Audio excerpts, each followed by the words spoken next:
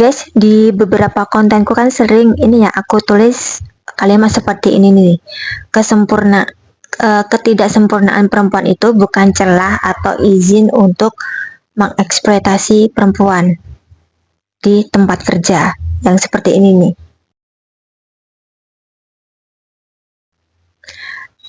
Kenapa aku sering ngebahas itu? Karena memang ini ya guys, karena aku mengalaminya sendiri. Terus gimana sih kok aku bisa tahu nih aku mengalami eksploitasi tenaga kerja, eksploitasi di tempat kerja atas dasar karena gender dan status sosialku. Yang pertama ya guys, jangan ini, jangan denial. Jangan denial kalau memang kamu mengalami bullying, mobbing, ataupun eksploitasi di tempat kerja itu jangan denial. Kenapa? Ini berdasarkan apa yang aku alami ya guys. Biar kita itu bisa mengamati dan memperhatikan. Jadi patokannya itu jangan hanya kita mengacu pada hitam di atas putih atau pada kontrak kerja yang kita tanda tangani.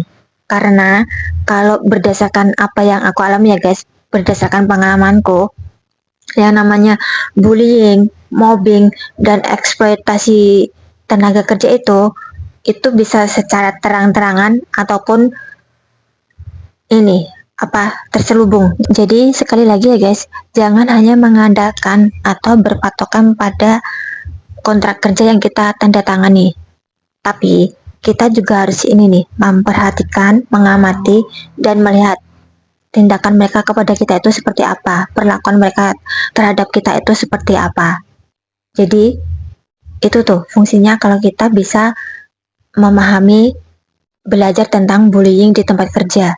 Jadi kita bisa identifikasi nih orang ini tuh gimana sih kepada kita, itu kita bisa identifikasi. Untuk hal ini kalian bisa amati dan bisa kalian lihat nih dari awal kalian mengikuti proses rekrutmen lowongan kerja tersebut. Aku ada pernah membuat konten juga tentang proses rekrutmen itu. Seperti ini nih. Ini kontennya. Nah, di situ kalian bisa lihat nih, dari proses rekrutmen tersebut kalian bisa amati dan bisa lihat nih, gimana misalnya nih, gimana sih interviewer itu terhadap kamu, perlakuannya itu gimana, dari cara dia bicara, terus dari apa yang dia bicarakan, kemudian dari cara perusahaan mengetes kalian atau melakukan beberapa tes terhadap kalian tuh caranya seperti apa. Itu kalian nanti itu kok bisa amati. Kemudian yang kedua, misal kalian sudah masuk kerja nih, kalian sudah tahu nih kalian mengalami bullying, kalian lihat deh gimana cara mereka menindaklanjuti speak up kalian atau laporan kalian, itu gimana cara mereka menindaklanjutinya. Dari hal-hal seperti itu ya guys, jadi kalian bisa tahu nih kalian dieksploitasi atau tidak. Itu berdasarkan apa yang aku alami ya guys. Dan setelah kalian speak up atau lapor terhadap perbuatan bullying yang kalian alami, yang kalian terima, ataupun mobbing yang kalian terima, itu kalian bisa perhatikan kok, bisa mengamati keseharian itu, kemudian ada kejadian apa, ada hal-hal apa yang terjadi terhadap kalian, apa yang mereka lakukan, itu kalian nanti ini kok bisa lihat. Jadi itu ya guys fungsinya kalau kita mempelajari bullying di tempat kerja.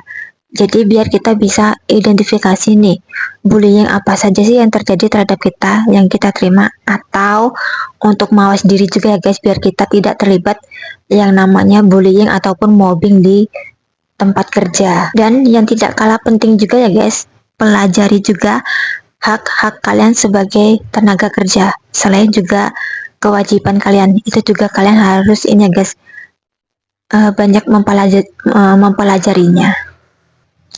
Jadi sekali lagi, untuk mau fresh graduate, terus bekali diri kalian dengan pengetahuan tentang bullying di tempat kerja. biar kalian bisa preventif dan mawas diri. Dan kalau kalian mengalami bullying di tempat kerja, jangan denial, jangan tolerir, dan speak up ya guys.